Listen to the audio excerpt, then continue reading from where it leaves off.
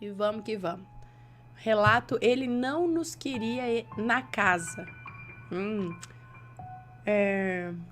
Vamos fazer xixi, pegar pipoca aí, que... Eu não sei o quão longo. É longo, não sei. Esse é longo. Vamos começar. Todos os nomes já foram alterados, incluindo o meu. Mas será sempre fulano. Olá, Ana, me chamo fulano. Tenho 26 anos e moro no Rio de Janeiro, capital. O relato que vou contar agora é sobre as experiências que tive aos 16 anos na casa da minha tia Isabel, no interior de São Paulo. Só não digo o nome da cidade, pois talvez um dos envolvidos reconheça a história. Cidade pequena, sabe como é. Nos meus 16 anos, eu estava passando por algumas dificuldades com os meus pais. Eles descobriram, através dos meus primos, que eu estava envolvido com um rapaz que conheci primeiramente na internet e posteriormente acabei encontrando. Não vou me aprofundar muito no assunto, até por não ser algo que costumo compartilhar com as outras pessoas. O fato é que já não havia mais lugar para mim na casa dos meus pais, por decisão apenas deles. Assim fui morar com a minha tia Isabel, com 16 anos.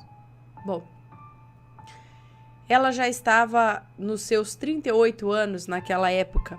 Morava sozinha há 2 anos, desde que a sua filha, Manuela, minha prima, foi estudar no exterior. Se não fossem as circunstâncias, diríamos que era o momento perfeito para ganhar um novo hóspede. Mas foi até bom recomeçar para nós dois. Eu tive que me matricular em outro colégio, é claro, e passar por todo aquele processo de conhecer, tentar não parecer muito louco e assim fazer amigos. Sabe, nos filmes de terror, quando a família vê a casa nova pela primeira vez e sente uma energia negativa? Pois então, isso não me aconteceu. A casa da minha tia Isabel parecia espaçosa e aconchegante. Tinha uma boa internet, graças a Manuela. Tinha uma boa internet graças a Manuela e era tudo bem limpo, com cheiro de novo. Eu nem precisava fazer nada, ela não deixava. Disse-me várias vezes que eu era o seu hóspede e cuidaria de mim como cuidou da filha todos esses anos. Fiquei com o último quarto no andar de cima, ou o primeiro, já que ficava em direção à entrada de baixo. Não que tivesse uma vista.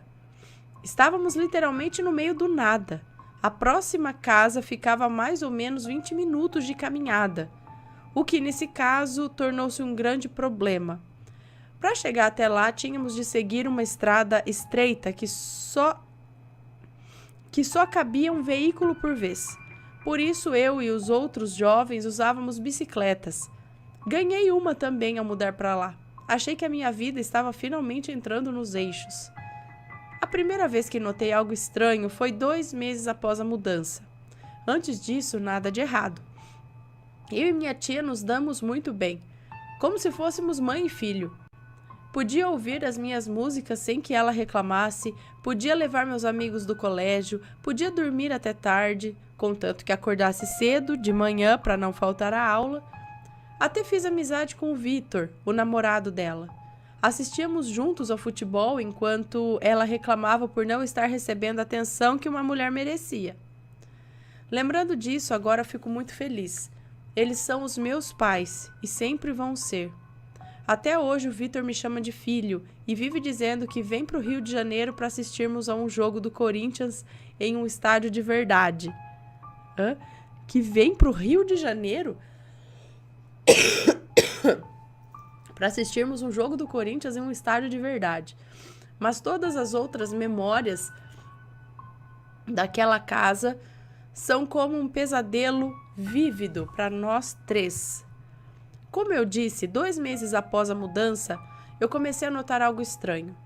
Estava lendo no meu quarto naquela noite um dos exemplares de As Crônicas de Gelo e Fogo. Quando o sono bateu, acabei adormecendo ali mesmo com o livro no colo. Não tive sonho algum, ou então realmente eu não lembro. Lembro apenas de ter acordado 2 horas depois, na mesma posição, e ver o meu livro, antes no meu colo, jogado em um canteiro do quarto. No canto do quarto, bom. Não poderia ter caído ao me mexer durante o sono, pois estava literalmente do outro lado de um quarto enorme, numa casa enorme. A impressão que tive é de que alguém o tirou do meu colo e jogou de pirraça, para que se espatifasse no chão e as folhas dobrassem. Quem coleciona livros sabe o quanto isso é chato.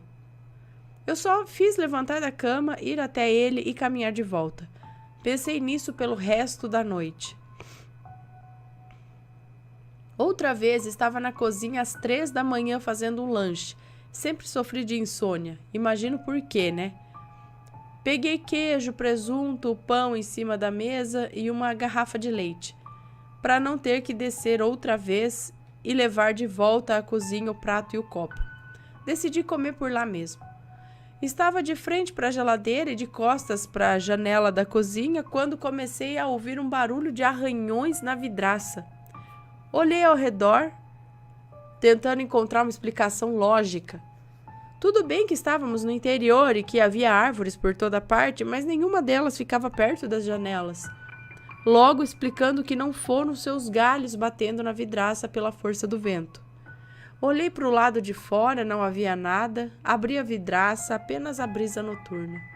Voltei à sala de estar, onde estavam os 2 gatos da minha tia. Não era ninguém. Eu não sabia de onde vinha. E não poderia culpar os pequenos animais como fazia minha tia. Depois disso, eu subi as escadas e tranquei-me no quarto.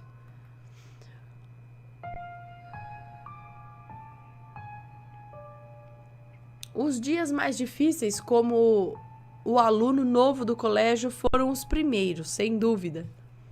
Tive de comer sozinho em muitas ocasiões, além de passar pelo momento constrangedor em que os professores o integram a um grupo já formado, pois você não se mobilizou em integrar algum.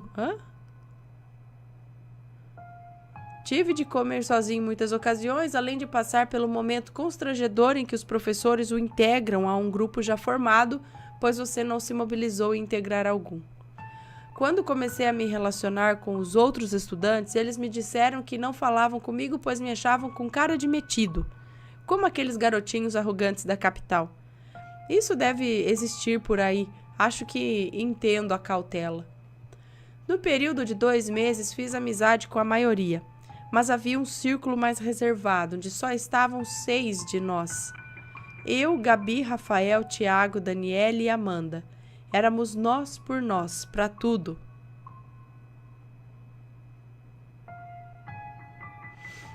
E não foi muito difícil falar a verdade sobre mim. Os meninos estranharam no começo, mas nenhum deles jamais me fez sentir desconfortável ou me faltou com respeito.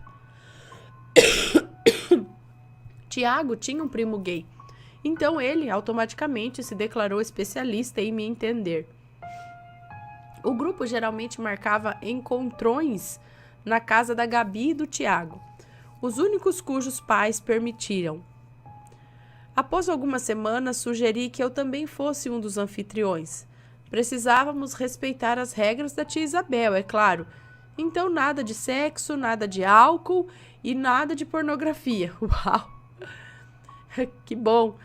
Ela sempre deixava bem claro para que todos ouvissem. Foi numa dessas noites que eu descobri não ser o único a presenciar eventos estranhos. A Gabi, que havia se tornado a minha melhor amiga, sugeriu que contássemos histórias de terror. Eu contei apenas o caso do livro no quarto e a janela da casa, mas foi suficiente para atiçar a curiosidade do pessoal. Ela então pegou a tábua Ouija na pilha de jogos e disse que deveríamos tentar nos comunicar com o que quer que estivesse se manifestando para mim. Nunca acreditei muito nisso, talvez por meus pais acreditarem cegamente e eu tentar me afastar da ideologia deles o quanto pudesse. Enfim, participei apenas para não ficar de fora e sair como um medroso. Fizemos algumas perguntas, houve alguns sustos, nada que saísse do normal de uma brincadeira adolescente. A única coisa que eu estranhei foi o fato de as velas terem apagado sozinhas. Amanda e mais outra menina, que vou chamar de Raíssa, decidiram ficar na cozinha durante o jogo, pois tinham muito medo de mexer com esse tipo de coisa. No momento em que elas voltaram, dizendo que iriam embora, todos nós levantamos para questionar. Quando olhei para trás, as 4 velas no tabuleiro estavam apagadas. Não sei se vocês conhecem aqueles modelos de tabuíja que tem um espaço reservado em cada canteiro para uma vela. Eu acho que é para intensificar a experiência.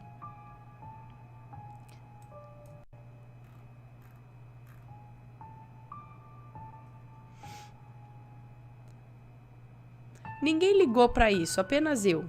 Estavam mais preocupados com as 2 meninas. Elas foram embora rápido demais e quase esquecendo as mochilas. Como se precisassem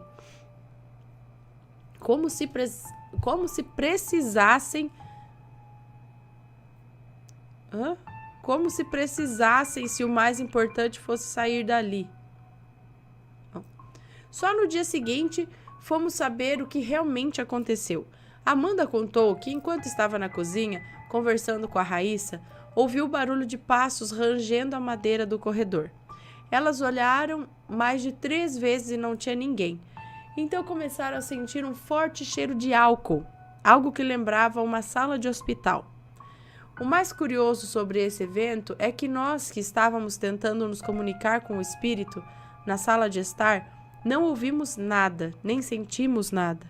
Ninguém reparou que as velas do tabuleiro tinham apagado.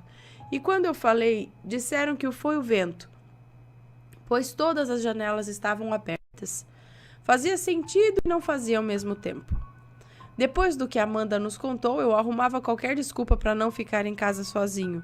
Saía com a Dani para um dos parques, pedia para marcarmos uns 3 ou 4 encontrões na semana, e quando não nos víamos, eu e a Gabi nos infiltrávamos nos rolês dos outros. Os estudantes tinham seus próprios grupinhos e estavam sempre marcando alguma coisa. Numa dessas noites, eu cheguei debaixo de chuva. Era mais ou menos 10 da noite. Estava morrendo de fome. Só fiz esquentar no micro-ondas o que a tia Isabel tinha deixado e sentei à ponta da mesa para comer. Havia um prato com talheres dispostos ao lugar da outra ponta, impecavelmente arrumados. Pensei ter visto ele mexer sozinho algumas vezes, de relance. Em outras vezes o ouvi, mas sempre parava no momento em que erguia a cabeça para olhar. Na 5ª ou 6ª vez ele tremeu, como se alguém tivesse dado um murro na mesa com os 2 punhos. Isso eu vi e ouvi perfeitamente. Levantei, fui até a outra ponta e peguei o prato para entender o que havia de errado. Não ficou 5 segundos na minha mão, simplesmente voou sobre os meus ombros e quebrou-se na parede atrás de mim. O talher? Ou melhor, foi arrancado. Eu senti como se algo puxasse das minhas mãos com uma força descomunal. Fui até a outra ponta e peguei o prato para entender o que havia de errado. Então foi o prato que saiu da mão, bateu na parede e quebrou. A minha primeira reação foi sair correndo dali. Consegui chegar até o corredor, onde na parede me escorei de cabeça erguida. Estava tentando controlar meus batimentos cardíacos e pensando em uma explicação. Eu queria confrontar, na verdade. Aquela era a minha casa. Eu nunca fui tão feliz em qualquer outro lugar. Só pensava que ia perder o que eu, minha tia Isabel e o Vitor tínhamos construído ali. E demorou 16 anos para eu me sentir como se tivesse uma família de verdade. Voltei à cozinha e olhei tudo ao meu redor. Comecei a pensar que podia ter sido a minha imaginação, que o prato escorregou e eu, tentando segurar, levei-o sem querer a quebrar na parede. De certa forma, isso me acalmava. Até sentei-me de volta no meu lugar e pensei em continuar comendo. Então as luzes piscaram e eu olhei para cima. Vi o corpo de uma mulher vestida de camisola atravessar o teto e cair sobre a mesa de jantar na minha frente. Mas não foi uma queda corpórea. A mesa não tremeu. Nenhum objeto se moveu. Não houve impacto. Ela apenas caiu, silenciosamente, e desapareceu ao encontrar a madeira. Eu corri para as escadas e comecei a gritar por minha tia. Ela desceu já me perguntando se estava tudo bem. Eu não pude evitar. Contei tudo o que vi e o que Amanda nos disse. Mesmo sabendo o que iria dizer. Ah, foi só sua imaginação. Não tem nada aqui. Você está muito cansado. Não confie em tudo que acha que viu. Perguntei se ela achava que eu mesmo teria arremessado o prato na parede e estava mentindo. E ela disse que talvez o prato tivesse escorregado da minha mão por estar molhado. Eu não dormi depois disso. Rolei na cama, li um pouco, fui ao banheiro. Depois tentei me distrair com o computador. Eu só conseguia pensar no que a minha tia Isabel disse. Podia ter sido a minha imaginação. Não descartava essa possibilidade. Mas quem havia colocado aquele prato e aqueles talheres sobre a mesa? Era um de seus modelos preferidos, que ela só usava em dias de comemoração. Até eu não tenho permissão de tocar naqueles pratos, o que talvez conflitasse com a minha verdade. Tinha medo que ela achasse que eu estava tentando me rebelar por causa de suas regras e inventava todas essas histórias malucas. Bom, em sua defesa, ninguém acreditaria que eu vi exatamente o que vi. Não vou culpar alguém por tentar ser racional, embora hoje todos saibam que não estava só na minha cabeça. 6 meses se passaram depois desse evento. Eu e meus amigos voltamos a realizar os encontrões na casa, com todos juntos. Não tocávamos nesse assunto. É claro, aquele lance de não falar sobre coisas ruins para não atrair coisas ruins. Numa noite de sexta-feira, eu e Vitor estávamos assistindo filmes na sala. Ele dormiu sem querer no sofá. Eu esperei até a última cena para ir ao banheiro e voltar ao quarto. Estava em meio às escadas quando ouvi uma porta do segundo andar se abrir ruidosamente, mas também vagarosa. Da posição em que eu estava, só conseguia ver uma luz vindo do quarto da Manuela, que ficava ali em frente para todos que subiam. Havia muitos degraus acima de mim, muitos também embaixo. Foi um momento em que eu não podia ver muita coisa nem do primeiro andar, nem do corredor do segundo andar. Água.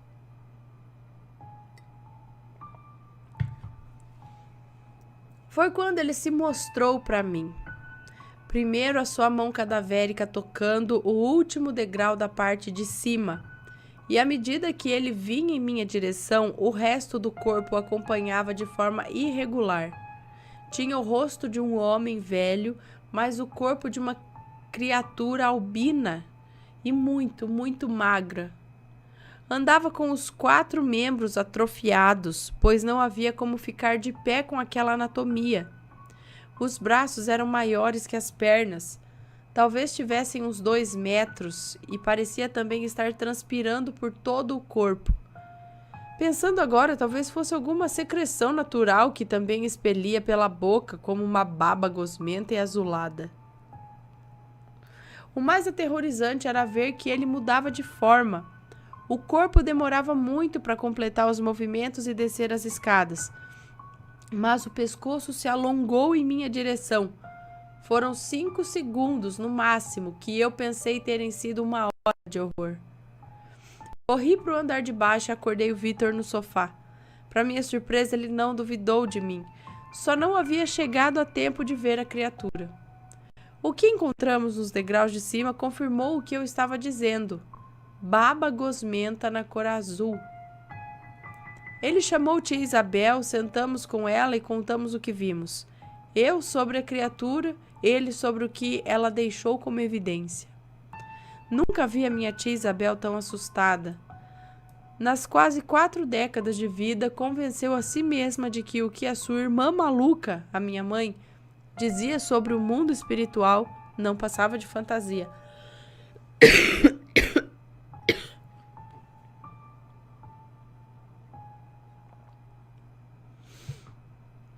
Ouvi um relato de dentro da própria casa e com alguém que ela ama. Deixou com os nervos à flor da pele. Essa coisa morava aqui junto de mim, a minha filha. Né?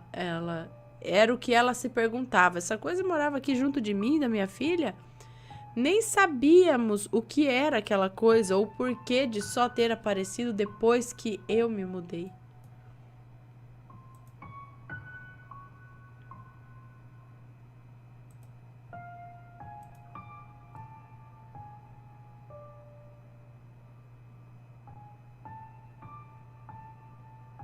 Me perdi.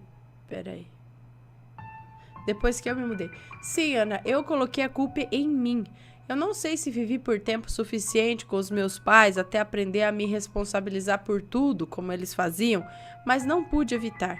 Me senti o garoto amaldiçoado que a minha mãe dizia que eu era. Me senti, sei lá, eu não queria ter nascido.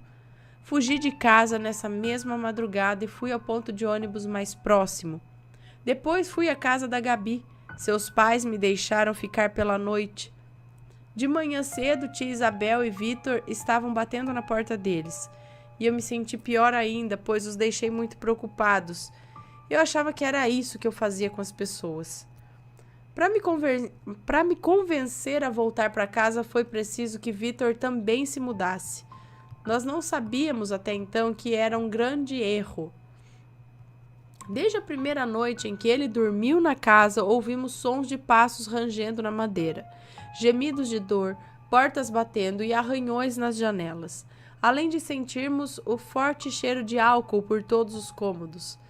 Na primeira semana saímos dos quartos ao mesmo tempo e olhávamos para o andar de baixo, onde parecia estar tudo em festa, onde parecia estar tendo uma festa.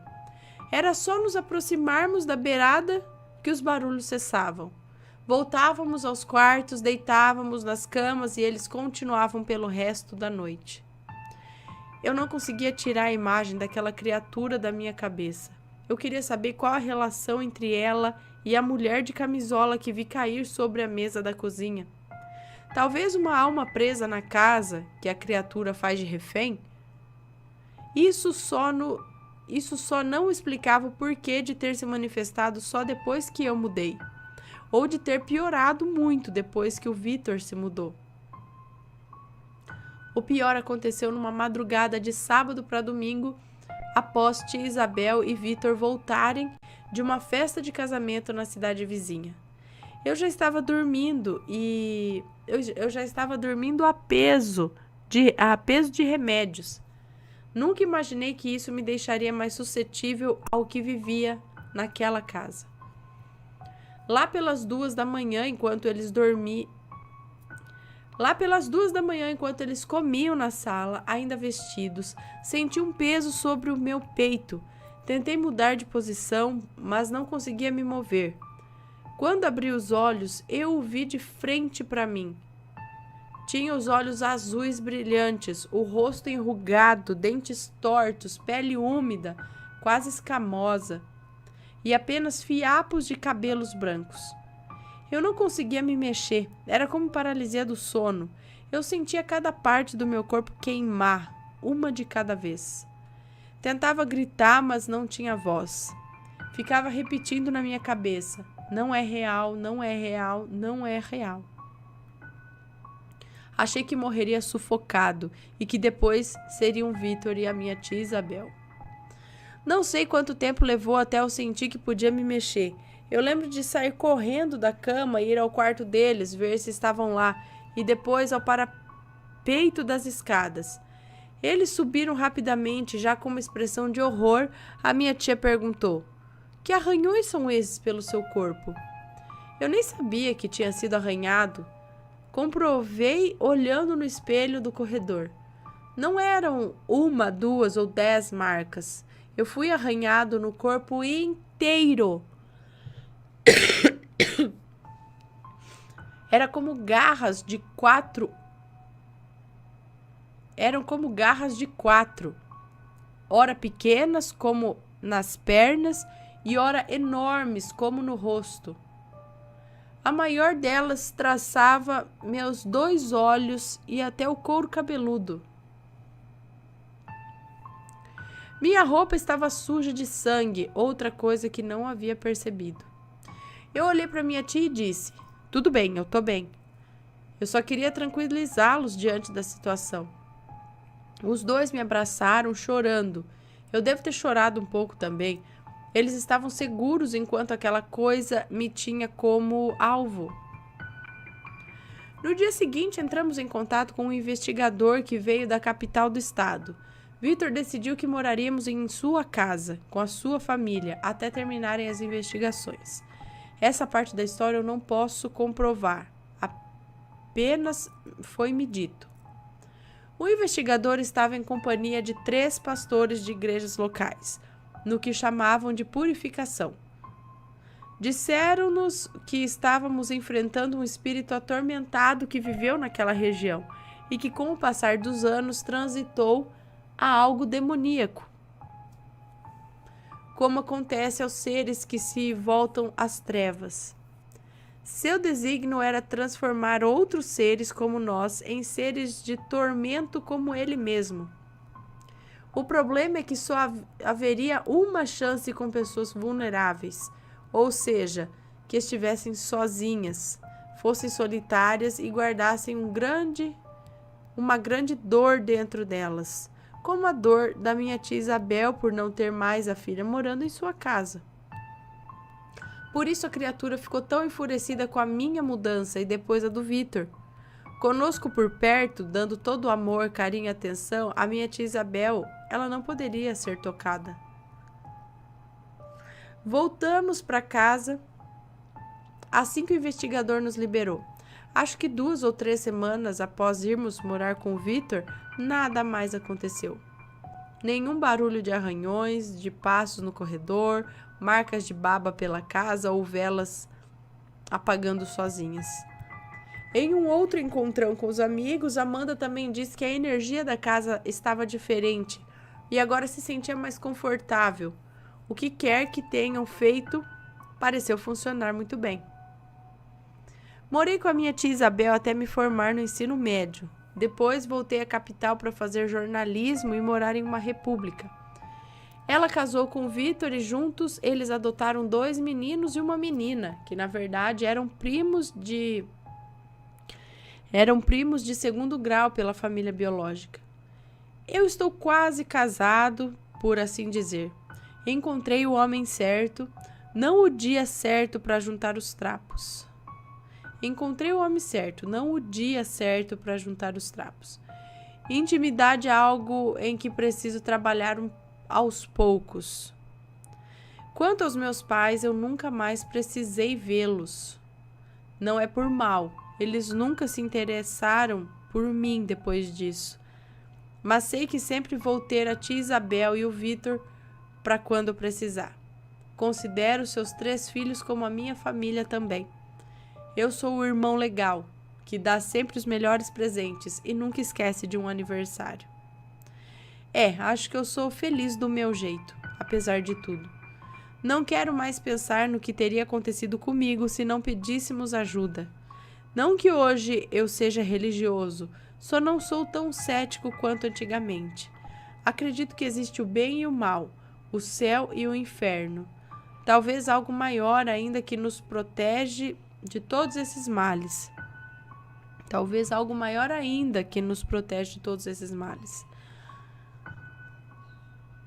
Algo me diz que nunca esquecerei aquela criatura. Fico pensando até hoje quem era aquele homem, onde ele vivia, que mal ele fez, quanto tempo levou até se transformar naquilo. Pensando melhor, eu nem quero saber. Há coisas muito mais interessantes sobre mim que a minha orientação sexual e o meu medo do desconhecido. Obrigada, Ana e Matheus, por lerem meu relato. Em breve enviarei mais alguns contados pelos meus amigos. Abraços. Muito obrigada pelo seu relato. Abraços e beijos. Então, o negócio não queria, porque eles elevavam o astral da tia. Não eram bem-vindos.